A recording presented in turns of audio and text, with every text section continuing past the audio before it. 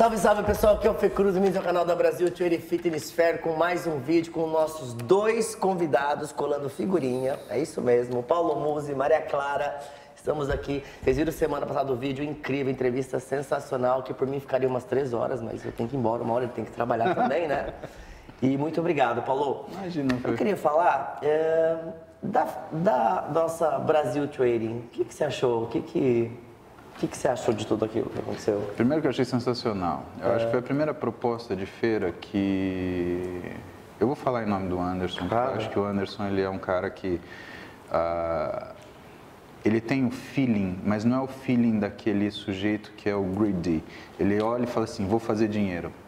Ele é o feeling daquele sujeito que é o entrepreneur, que é o cara que vai desbravar, é o que vai desvendar. Eu vou fazer uma coisa boa. E quando ele fez a feira, ele não foi um cara mesquinho com espaço, ele não foi um cara mesquinho com tempo. Ele falou assim, eu vou fazer uma coisa boa porque o Brasil precisa de uma coisa boa. E ele fez a Brasil Trading. Então ele trouxe fisiculturista, ele trouxe crossfitter, ele trouxe quem não era nenhum nem outro.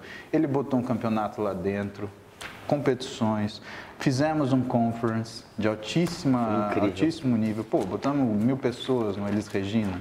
Sabe? Então, eu acho que a Brasil Trading, ela veio de proposta aquilo que não tem aqui. Porque quando você vai, por exemplo, para um Arnold Classics nos Estados Unidos, em Ohio, quando você vai para um Mr. Olympia em Las Vegas, o que você tem? Você não tem uma feira para você comprar um negócio. Aquela coisa pobre de que eu preciso possuir uma coisa. Você tem aquela coisa da experiência. Então, você não está entrando no Arnold Classics porque você quer comprar um suplemento mais barato, ou então porque você quer simplesmente assistir um show. Você está lá entrando numa feira porque você quer sentir como que as pessoas daquele lugar, elas vivem, elas falam, se relacionam, como que elas entendem todo aquele processo. Você tem uma experiência. Então, quando você entra, por exemplo, no Olímpia, sabe, tem aquela coisa mágica de você perceber o lugar e ver que as pessoas, elas têm mais ou menos as mesmas aspirações que você, ou gostariam de ter feito as mesmas coisas que você fez, ou você gostaria de ter feito as mesmas coisas que elas. E é uma coisa que aproxima as pessoas e não distancia, sabe?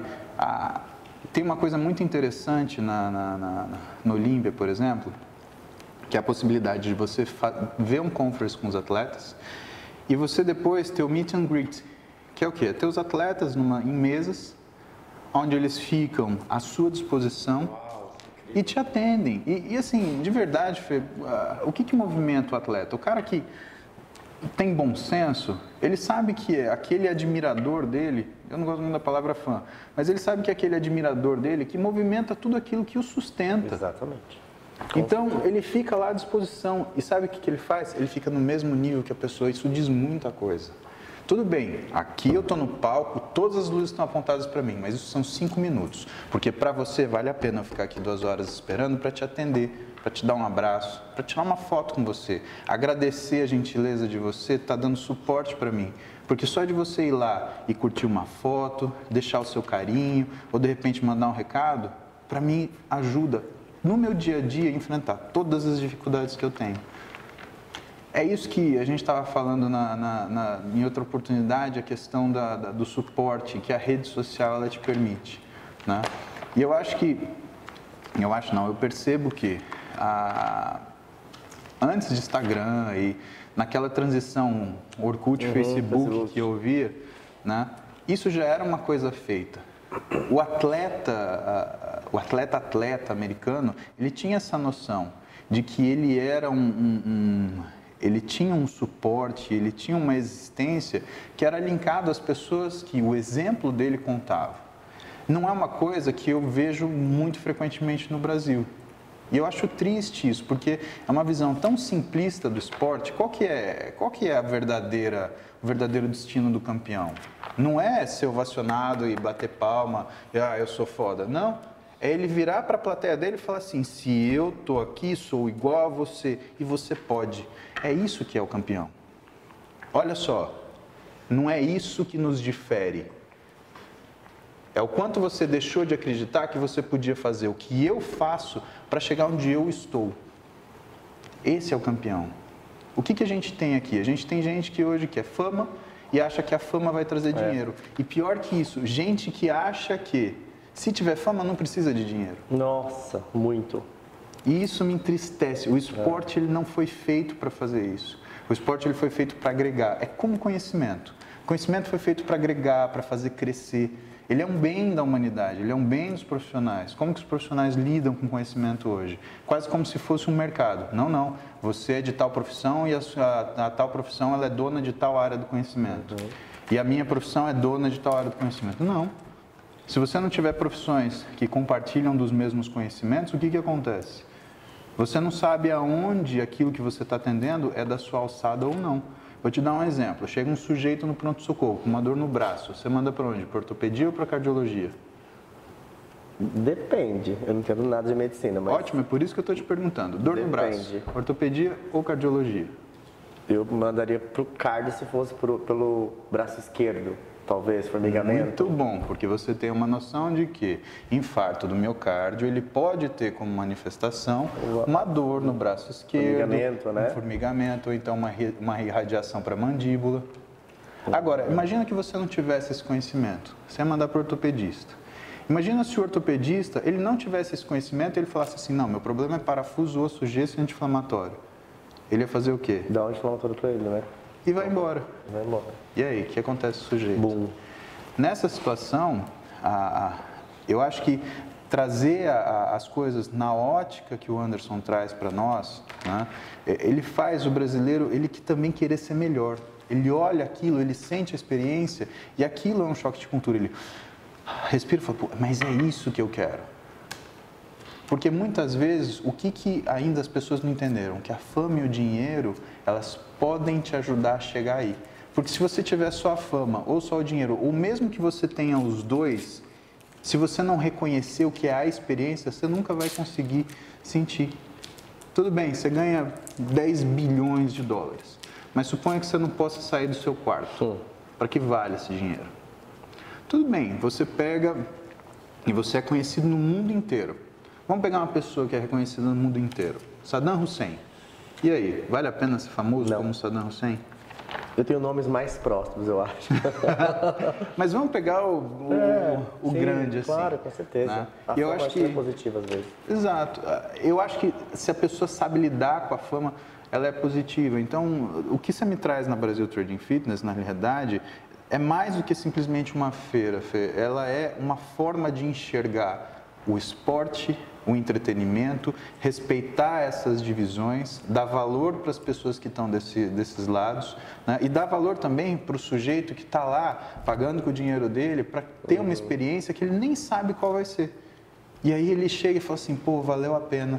Eu encontrei com a pessoa que eu queria encontrar, essa pessoa era bacana, eu tive aula com fulano que eu queria ouvir falar, o cara parou para me ouvir e tirou uma foto. Pergunta para as pessoas quando elas vão para essas feiras, né?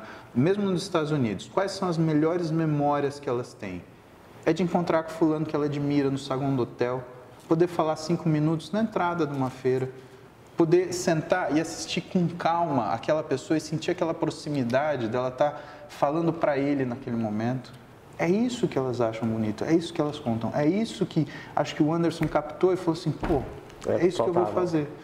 Né? E essa coisa de agregação, de aglutinação, de trazer os esportes juntos, né? Precisa de muita maturidade para você fazer isso. Porque assim, as crianças competem por tolice, né? Os adultos, eles se ajudam para melhorar. Então eu acredito que esse amadurecimento, com esse tipo de trabalho, ele começa a acontecer. E o que me deixa feliz? A gente tem um conference, ou seja, esse amadurecimento, ele não é só um amadurecimento individual, ele é um amadurecimento esportivo, ele é um amadurecimento intelectual também. Isso, cara, não tem preço. É bom fazer parte disso. A gente trabalha com o Anderson e eu trabalho diretamente com ele e ele sempre vê a excelência, assim, ele sempre preza pela excelência, pela qualidade de postagens, de imagens, de vídeo, etc. É muito legal trabalhar com ele mesmo. Ô Paulo, e uma curiosidade que me pum na cabeça agora. As pessoas que vão para o seu consultório, na sua maioria, querem ter um corpo perfeito, querem ser... Você acha que a palavra bodybuilding, né, colou em você ou não? O que você acha? Você acha que as pessoas procuram... Fê, eu acho que tem de tudo um pouco. O que eu posso te falar é que, assim, a questão das pessoas me verem causa o que a gente chama de mixed feelings, né? Admiração, mas espanto. Né? Então, tem colegas que falam, porque esse cara aí só prescreve porcaria. Tem. Tem que falar, esse cara aí é só marketing. Lógico que tem, tá? Mas assim, vamos falar de número. Hoje, 35% dos meus pacientes, até recentemente, a gente completou 12 mil pacientes, que a gente cuida de uma equipe interdisciplinar. Uau. Diferente de multidisciplinar. Multidisciplinar, você tem os profissionais, cada um trabalhando na sua cadeira. Interdisciplinar, você tem todos os profissionais trabalhando juntos. Então, eu sou médico, mas eu estou vendo o que o Heraldo, que é meu treinador, está fazendo. E eu dou palpite, sim. Porque ele olha para mim a prescrição, ele fala, não, mas o que você acha disso aqui? Porque o meu treino é mais de resistência. Eu acho que isso daí ele não vai aproveitar. A Vanessa, minha nutricionista, ela olha o trabalho do Heraldo. Heraldo, me explica isso daqui, por que você fez? Porque ele teve esse aumento de enzima tal, isso está ligado com tal coisa, parece que você está trabalhando isso de novo. Uau!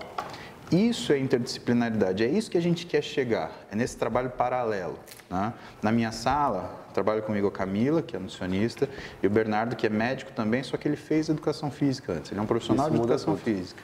Né? E a gente trabalha junto ali para servir o paciente. Né? E essas pessoas que vêm, né, dessas 12 mil pessoas, 35% delas, ela é de fora do estado. Pra você ter uma ideia. De fora do estado de São Paulo. O sujeito, ele pega um avião, ele pega Pra consultar. É toque, filhinha. Né? É toque. A Maria Clara, ela tem essa coisa doce dela ser organizada. Eu tenho vontade de dar uma mordida, né? Pode morder. A gente dá uma pausa. Mas eu adoro isso. Ela olha a bagunça, ela não gosta, ela vai e arruma. Ela puxou um pouco de mim, um pouco da mãe dela. É uma figura. Mas eu estava te falando. Então, 35% dessas pessoas são de fora do estado, tá? Só que hoje a gente tem uma estatística que é uma estatística meio ruim. 40% das pessoas que vêm para o nosso atendimento são pessoas que vieram por quê? Eles vieram ou de erros de percepção. Então, a pessoa viu um monte de coisa na internet e começou a fazer sozinho. Uau, tem muito, né? Ou então são pessoas que vêm de visões profissionais que estavam deturpadas. Então, a pessoa, em vez de ser atendida e de ser compreendida e de ser dadas as devidas necessidades, o que acabou acontecendo foi que o sujeito prescreveu um negócio para ela, porque ela achou que também aquilo funcionaria, e aquilo só deu o efeito colateral. Né? Eu não gosto disso. Né? Eu não gosto disso por uma série de razões, mas principalmente porque tanto profissionais quanto pacientes, eles estão num caminho que não é um caminho de crescimento, é um caminho de perda. Né? O sujeito, por exemplo, que faz isso, o profissional que age dessa forma, que age menos do que ele poderia ser, ele acaba sendo rotulado. O paciente que passa por uma experiência ruim, ele desacredita todos os profissionais que trabalham com isso. Eu fui num sujeito que, vamos falar de outra área, eu peguei e contratei um pintor para pintar a minha casa. Esse pintor fez um trabalho ruim. E aí esse pintor, para todo mundo que essa pessoa conhecer, ela vai falar, não contrata esse pintor, porque esse pintor é ruim. De outra sorte, esse pintor vai diminuir o ritmo de trabalho dele, porque cada vez menos pessoas vão procurá-lo. Né? E de outra sorte, você vai ter quase como se fosse um preconceito, pintor não é uma profissão boa não, porque eu contratei eu tive um problema. E isso piora a profissão no geral. Entendi. Né? A pessoa que chega lá, a maioria das vezes, ou nas 60% das vezes, né, das pessoas que a gente atende, são pessoas que vêm indicadas de outros profissionais. Então, vêm de nutricionistas, né, onde a gente vai fazer essa parte de acompanhamento, uma avaliação pormenorizada, vêm de treinadores. Né? Então, não é que eu tenho uma equipe interdisciplinar para trabalhar para mim, eu tenho uma equipe interdisciplinar para trabalhar com o paciente e conversar com a pessoa que enviou. Então, se é um nutricionista, falando de tal, tudo bem, obrigado pela indicação, o paciente está nessas condições, a dificuldade que você está tendo, provavelmente é por isso, isso e isso. Legal, obrigado, a gente se vê. Dá follow, então. O treinador é a mesma coisa, até porque uma das preocupações que a gente tem, É engraçado a capacidade do ser humano de falar mal das coisas, né? Então, saiu o whey protein. Oh, isso daí mata, dá pedra no rim, dá câncer no cérebro até, tá? Agora, comer coxinha e tomar refrigerante com açúcar, encher a cara de final de semana, usar umas porcaria, né? Naquela festa, não sei o que, ficar louco, tudo bem, isso daí não tem importância, né? E aí o que você vê? Você vê um nutricionista, por exemplo, indicar um whey protein. E aí você vê, às vezes, essa pessoa escutar de familiares, de outros profissionais, olha, isso faz mal para o fígado, isso faz mal para o rim, isso daí faz não sei o quê. A pessoa, ela fica acuada, principalmente aquela que nunca foi atendida por nenhum profissional da área.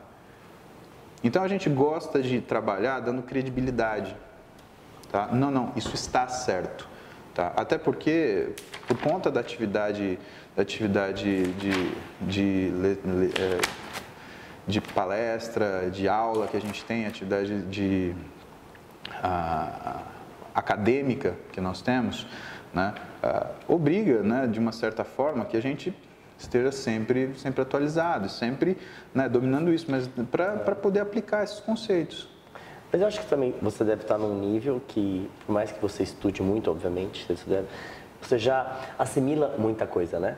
Você já começa a unir temas, assuntos, ideias e o meio que você vive acaba gerando. Favorece porque as pessoas que estão comigo dividem o conhecimento. Exato. Então, assim, eu tenho minha equipe? Tenho, mas, por exemplo, tem o Daniel Coimbra, que é de Fortaleza, que é nutricionista, que é meu irmão. A gente conversa, ele conversa comigo de igual para igual. Ele não fala, não, você é médico, eu não vou falar isso para você. Né? O Belmiro de Salles, que está no Rio de Janeiro. Né? O Belmiro, o Cláudio, o Thiago Mata...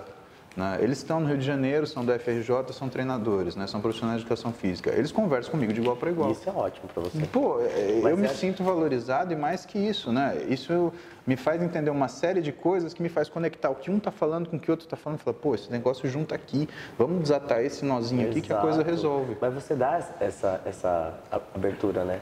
Porque eu vejo que tem profissionais, a gente entrevista no canal vários profissionais. E você vê que tem um pouco de resistência em parar, te ouvir e discutir, tá sempre... Mas acho que você não pode ter... É porque as pessoas, elas morrem de medo de crítica, Fê. Eu cresci minha vida sendo criticado. Cara, por mais que Marília seja uma cidade que eu amo de coração, eu era filho de pai separado numa época que pai não separava naquele lugar. Então, o pessoal, os pais, eles são separados. Tá? Minha mãe, ela implorava para meu pai, Paulo, se o Paulinho ele precisar fazer uma faculdade particular, você paga para ele? Paulinho aí, né? tá, gente? Sou eu, Paulinho. O Paulão o Paulo Senna é meu pai. Quando eu virei para meu pai, ele falou assim, pô pai, eu vou fazer medicina. Ele falou assim, muito bom, só que assim, você vai ter que fazer estadual, porque filho, eu não tenho grana para te pagar a faculdade de medicina, tá? Meu pai é professor de física, Fê. Minha mãe na época era artista plástica. Ela foi fazer psicologia depois dos 50 anos de idade. Imagina, né? Minha mãe se formou em psicologia com quase 60, sabe? Que era o sonho era o sonho da vida dela, ser formada em psicologia. Hoje ela é psicóloga, com 60 anos de idade. Legal. Sabe? Então, assim, e aí isso te leva do primeiro casamento do meu pai, sim. Eu tenho um irmão do segundo casamento, que é o Guilherme, que é dermatologista. Legal. Que é um cara sensacional. Nossa, como eu tenho orgulho daquele moleque. E de verdade, porque a forma que você age te aproxima de círculos que às vezes não estão acessíveis para você, nem pela sua idade e nem pelo seu lugar de formação. Então, quando eu vejo um sujeito mais antigo e de outra faculdade, de outra formação, falar bem dele, eu falo assim, puta, esse moleque está bem. Ele sabe o que está fazendo, ele já tem sucesso. E isso para mim é importante, porque você se preocupa, sua família, né? Exato. Mas eu estava te falando, aí eu cheguei na faculdade, cheguei na Escola Paulista de Medicina, eu não tinha pai médico, não tinha mãe médica, não tinha nada, né? O que eu fui arrumar? Fui tratar de ter pai acadêmico, né? O cara que ia me ensinar o caminho daquilo que eu ia fazer. Então, na época, eu estava no terceiro ano da faculdade, isso era 2001, na Escola Paulista de Medicina, eu fui procurar o professor Antônio Carlos da Silva, que era, né, o responsável pela fisiologia do exercício na escola, né? Era o chefe da cadeira. E ele me recebeu, pô, não tem nem o que falar. O Antônio Carlos da Silva, para mim, foi um pai naquele momento. Paulinho, vem cá, não sei o quê. E sentava e fazia reunião comigo, ensinava. Pra você ter uma ideia, eu nem sei se eu posso falar isso, mas, por exemplo, o protocolo de hidratação da seleção de handball que foi para Santo Domingo, Quem fez fui eu. Ele falou, Paulinho, faz aí, vai, filho. Pô, quem que faz isso? É pai. Ah, mas lógico que ele sabia que você tinha uma capacidade para isso, você fazia justo por isso. Ou que eu pudesse fazer, né? Ou que eu me desafiaria de forma adequada para conseguir fazer isso. Né? Mas, assim, então foram uma série de desafios. Quando eu cheguei, por exemplo, para prestar ortopedia, o que aconteceu? O cara virou para mim e falou assim, não, de verdade. E essa história, ela é legal, porque, de fato, eu conheci várias coisas na minha faculdade. Só que a Unifesp, ela teve uma greve muito séria, justamente no terceiro ano, que foi praticamente de julho até dezembro, assim. Tanto que depois eu nunca mais tive férias, né? Então, as minhas últimas férias foram em 2000, de verdade. Uau. Faz 18 anos que eu não tenho férias. Acho que eu vou reclamar no Ministério do Trabalho. A assessoria aí tem que ajudar, né? Você se lascou, Thiago. Se eu não tenho férias, você também não tem, você tá ligado? Só para te lembrar. Mas assim, a gente não teve férias naquele ano. E aí, um amigo meu, que eu brinco com ele, eu falo que ele é meu pai acadêmico, e é de umas pessoas também mais elevadas que eu já conheci na minha vida, José Carlos Garcia, né? Ele estava na R3 de ortopedia, estava terminando de ortopedia, eu estava no terceiro ano. E a gente treinava jiu-jitsu junto. Eu lutei 12 anos de jiu-jitsu. A gente treinava jiu-jitsu junto e ele viu aquela dificuldade, né? A escola de greve. Eu fiquei na escola porque eu tocava um ambulatório de obesidade infantil, né? Que foi o meu primeiro trabalho publicado, foi sobre obesidade infantil. Ele virou para mim e falou assim, você não vai ficar nessa folga não. Eu tô te pegando de manhã, você vai comigo pro Vila Maria, você vai me ajudar lá na ortopedia. Puta, me apaixonei por ortopedia. Ortopedia é foda, cara. A clínica, o exame clínico, você descobre o que o cara tem na minúcia. Na minúcia. Se você pedir um exame, você pede só para confirmar. Então você pede o exame simplesmente para você sentir e falar assim, puta, acertei. Eu sabia disso. Eu já sabia desse negócio, né? Nisso é sensacional, é muito apaixonante nesse sentido. E operar é muito legal. Pode perguntar para qualquer cirurgião. Você bota ele num centro cirúrgico, ele fica das 7 da manhã às 11 da noite tranquilo. Na serra. E tá bem. Serra, furadeira. A gente brinca e fala que é meio marcenaria de gente, né? Mas tá mudando um pouco. E aí eu passei com ele todo esse período todo esse período da greve, eu passei com ele, né? E eu lembro que uma vez era Quanto tempo foi? Foram quase 6 meses. Nossa, eu tava foi bastante. Enquanto a gente estava de greve, eu estava com o Zé Carlos, né, no Vila Maria ainda, né, no vereador José Estropoli, o Vermelhinho, um hospital aqui de São Paulo. Né? E ele me ensinou a me lavar, a me escovar, ele me ensinou a operar. Você imagina, com 21, 22 anos eu operava. Com ele eu operava. Né? Eu lembro que um dia, eu sempre tive cara de moleque nessa época, né?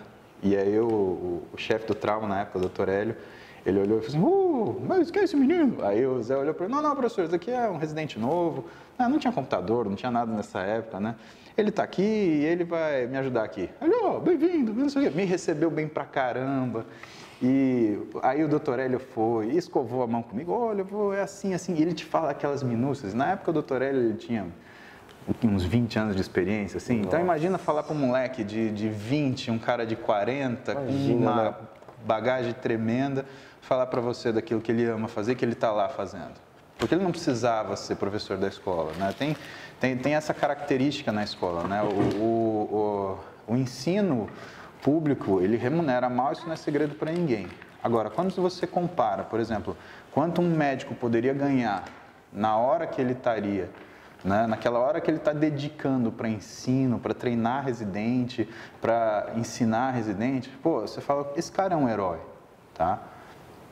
E nesse sentido, Zé Carlos, Dr. Hélio, os médicos da Escola Paulista, para mim, são heróis, tá? Os caras não ganham, mas eles estão lá, estão dando aula, eles estão à frente dos ambulatórios, estão assumindo responsabilidade. E isso é uma coisa que ninguém fala e que não aparece. Mas ele foi lá, o tempo passou, chegou, 6º ano, prestei a prova de residência, foi uma prova dificílima, a gente tinha, das 12 vagas, né, teve um call para o Exército, que você é escola federal, você automaticamente é alistado no Exército de novo, você tem que servir como médico, né? E aquele ano, 9 pessoas foram chamadas do ano anterior, o que fez com que sobrasse só 3 vagas para o meu ano. E tinham 22 pessoas prestando na minha sala, né? Aí chegou na entrevista e eu fui cobrado, evidentemente, né? Tudo bem, você foi bem na prova, mas Por que você quer fazer residência em ortopedia? Você não tem nada de ortopedia aqui no seu currículo. Evidentemente que eu não coloquei aquilo. Você não tem nada de ortopedia no seu currículo, nós nunca ouvimos por aqui, você nunca acompanhou nenhum ambulatório, você nunca acompanhou nenhum atendimento, mas por quê? Né? E esse dia, o doutor Hélio estava lá. E estava toda a chefia da ortopedia, né? O chefe do trauma, o chefe do joelho, o chefe do cotovelo, o chefe do ombro, todos os chefes. Você trabalhou com todos eles? Na realidade, não. Mas eu trabalhei com o Dr. Hélio só, né? Eu operei com ele, com o Zé Carlos lá. Então. Mas quem disse que eles vão lembrar, né? Os outros, lógico, não me conheciam, mas quem disse que o Dr. Hélio ia lembrar, né? A quantidade de obrigação que ele tem e a quantidade de coisa que ele tinha para fazer, né? E aí, essa pergunta ia me matar. Eu falei, mesmo, como é que eu vou falar? Meu pai não é ortopedista, minha mãe não é ortopedista, meu tio não é ortopedista, eu não tenho ortopedista na família, não tenho nem médico na família. O que eu vou falar para esse pessoal? E realmente, eu passei minha vida na faculdade trabalhando com metabolismo e fisiologia. Aí eu vi o Dr. Hélio ali no meio, respirei fundo e falei assim, porque ele me ensinou a lavar a mão. Momento emocionado de novo, vai. Tô sentindo emoção. Eu já fiquei emocionado. Aí ele parou. Como assim? Aí eu falei assim, foi o senhor que me ensinou a lavar a mão. De todo mundo da ortopedia, de todo mundo da cirurgia que podia se gabar disso, foi um ortopedista que me ensinou a lavar a mão. E é por causa do senhor que eu quero fazer ortopedia. Aí, rapaz, aquele silêncio assim, muito obrigado, encerrou essa entrevista, saí quietinho. E assim... E aí você não sabia até então? Você fica quieto, você não sabe de absolutamente nada. Né? E saiu um professor de lá, ele virou para mim e falou assim, escuta, que outro serviço você prestou? Eu falei, nenhum, prestei aqui, eu quero fazer aqui. E se você não passar como residente e não tiver bolsa, se você tiver que fazer estágio? Eu prefiro fazer estágio aqui do que ser residente em qualquer outro lugar no país. Então tá bom, fechou a porta. Passou um tempo, aí eu recebi. Você foi aprovado no exame de residência, parará. Puta, foi tão bom quanto passar no vestibular. Que legal. Aí logo depois eu fui convocado para servir o exército também. Aí você saiu para voltar ao exército? É, porque o exército me convocou, não tem jeito, não tem conversa, né?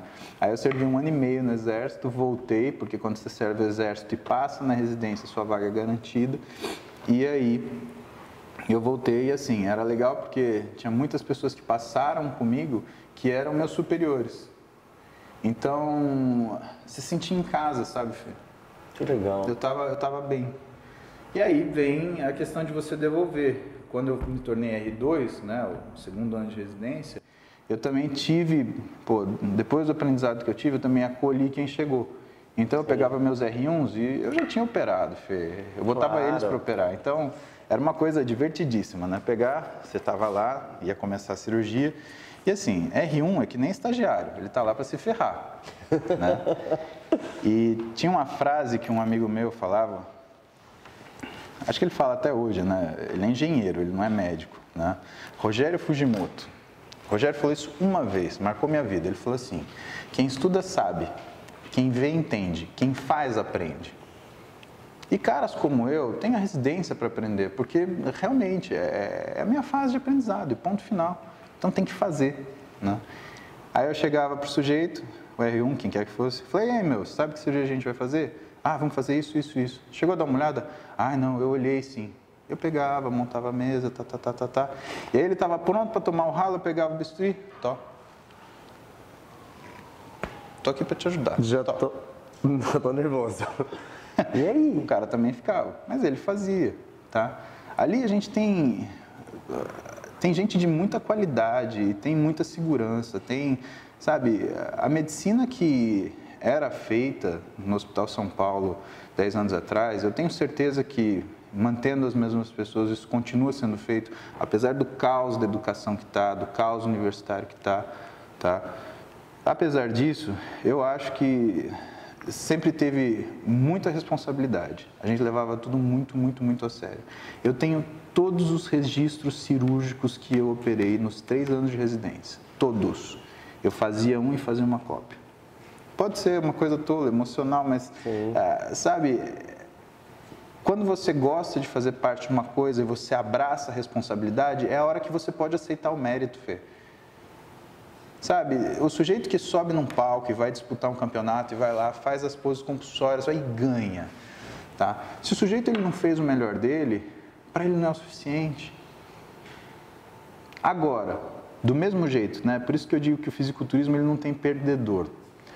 Porque o sujeito que pode ter ficado em 5º lugar, se ele fez tudo aquilo que ele se propôs a fazer, ele se sente um vencedor. Ele venceu ele mesmo. O esporte ele tem dessa, sabe? Tem um dia que a estrela brilha do outro. Isso é inevitável. Tem um dia que a sua está apagada. Pode ser que você não vença ali, mas aquilo é só uma competição. Exato. Isso não quer dizer que você é um perdedor. E o corolário, o inverso é verdadeiro. Não é porque você ganhou uma, porque você é um vencedor, né? E se a coisa é dessa forma, poxa, o esforço é quando você abraça a responsabilidade de fazer aquilo que você se propôs a fazer, ou então você abraça a responsabilidade de cuidar de fato daquele paciente, porque você quer cuidar desse paciente, e é um valor que hoje ele está estranho na sociedade, que as pessoas estão numa sociedade de trocas e egos e interesses, e a coisa perdeu o valor para ter preço, sabe? A gente começa a perceber que muita coisa que o pessoal falava, antigamente, mas esse tempo era bom, sabe? A gente era atrasado, a gente não tinha smartphone, a gente não olhava a internet, só que as relações eram verdadeiras, as vitórias eram verdadeiras, os sucessos eram verdadeiros, muitos sem fama. Você sabe o nome do cara que quebrou, que decodificou o DNA? Não. Pois é, dá para falar que esse cara, ele não tem sucesso, mas ele não é famoso. Então, assim, são coisas que a gente olha no dia a dia e que hoje eu lembro daquilo que foi, eu lembro daquilo que foi a minha formação e como tudo aconteceu e que me trouxe de volta para a faculdade, me trouxe de volta para a universidade. Hoje eu sou professor titular de Ciências do Exercício, mas da Escola Paulista de Ciências Médicas, né? Que é uma instituição que é o professor Dr. Antônio Carlos Lopes que elaborou e que sonhou e que hoje está aí. A gente tem o apoio do Exército, né? E o propósito de tudo isso é justamente eu à frente dessa disciplina integrar essas ideias, integrar medicina, integrar nutrição, integrar treinamento esportivo, integrar fisioterapia e falar, gente, a gente trata de paciente, vem cá. Vamos fazer isso da melhor forma possível. É o futuro, você está trazendo futuro já. Que é uma conversa só. O óbvio também, se parar pensar, né? Paulo, a produção tá assim, ó. 10 minutos, 20 minutos, meia hora, 40 minutos, 1 hora. Eu falo pra caramba. Cara, eu te falo uma coisa, cara, com toda... eu vou ser bem sincero, eu te acompanhava, eu tinha a visão do profissional, e, você é um cara incrível. Eu te falo que você é um cara incrível. Não estou no âmbito profissional, mas a pessoa que você é, a forma que você fala, que você enxerga as coisas, é muito único, sabe? E eu acho que por isso que se torna o Paulo Musi. Eu acho que a gente conheceu o Paulo aqui hoje, foi muito legal, cara, ver assim. Acho que até a produção também tá super impressionada, né, com o casamento dele, porque você vê, quando a gente vê no Instagram, palestras, conferências, você não é aquela pessoa que você vai se abrir, conversar e parabéns, desejo muita felicidade, obrigado, muita saúde. muito, Fê. E tem que acabar o vídeo, gente. Tem que acabar o vídeo. Infelizmente, a gente ficaria aqui a tarde inteira conversando. Obrigado, viu? Mais uma vez, de verdade. De verdade. Estou até um pouco já emocionado com a entrevista. Se inscreva no nosso canal, dê o seu like, comentário se você gostou da entrevista, se quer mais ver Paulo Musi. Se o Thiago me arrumar um horário, o problema é o Thiago, não é o Paulo, eu acho. Mentira, Thiagão. E até semana que vem, turma. Obrigado. Semana que vem, galera. Até mais. Obrigado, Fê. Valeu. Deus te abençoe. Tchau, gente.